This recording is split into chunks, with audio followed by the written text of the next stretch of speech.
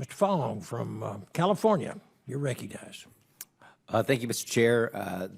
Thank you to the witnesses. This is certainly a very important topic, one that doesn't probably get a lot of attention, but chemistry leadership underpins American innovation, as noted, from advanced manufacturing and energy to medicine and national security. Today, as in the testimony given, our competitors are moving faster while outdated, duplicative processes are slowing innovation here at home.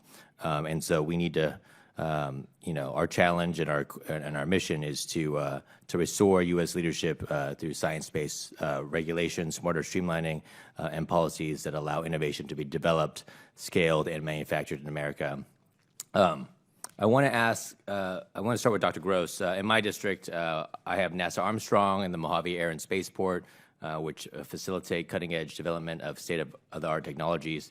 Requires significant supply chain coordination to meet the goals of the projects in these installations. Your time at Boeing gives you significant insight into supply chains and materials necessary for advancement in the aeronautics and aviation industries. What happens to, if you can give us a real-world example, what happens to our missions when access to certain materials, chemicals are threatened by bans or excessive regulations or limited delays or extensive delays? Have we seen other countries outpacing us in the area of aerospace because of the lack of chemical availability? So that's a very intriguing question, in that I talked previously about how our development cycle is done in sort of this gated approach. And there's a performance target that we have associated with that. If we have to pivot away from a formulation because there's ambiguity around approval of a chemical or something like that, what ends up happening is we may have to compromise some of that performance target. And so the long-range impact of that is the fact that those choices that are made very early in that life cycle can then end up in something like a heavier composite part.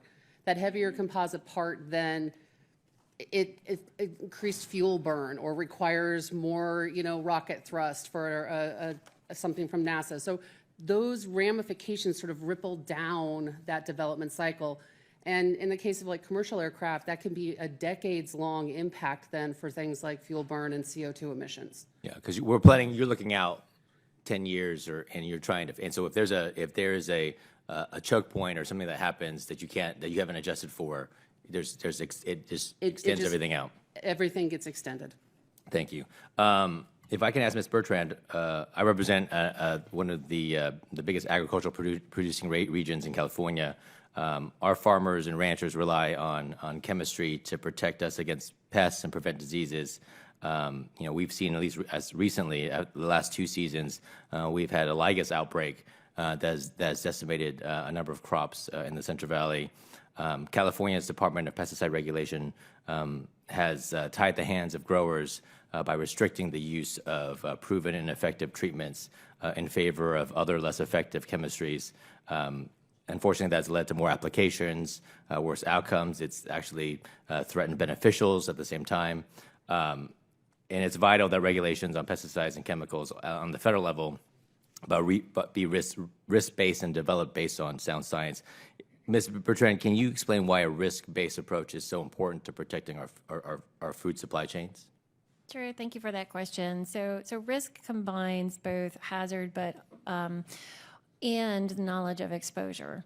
And so if something is based off of hazard alone, it leads to approaches that overregulate because there may actually be no risk that exists because the exposure wasn't there.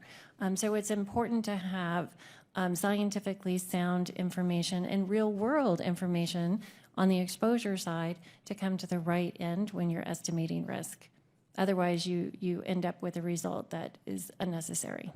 Thank you. And then my time's running out, but I want to ask you, Mr. Corkwell, certainly just to follow up on the agricultural importance when it comes to chemistry. My farmers rely on tractors and other heavy equipment to keep our food supply moving. These machines must be able to operate in nearly all conditions. How does Lubrizol develop chemistries that ensure that these engines last longer and perform more reliably without the need of constant repairs?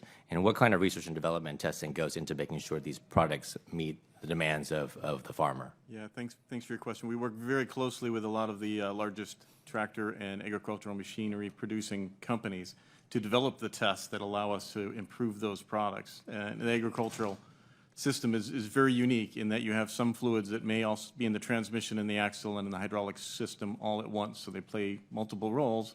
And as you well know, when it's time for the harvest, the equipment has to work.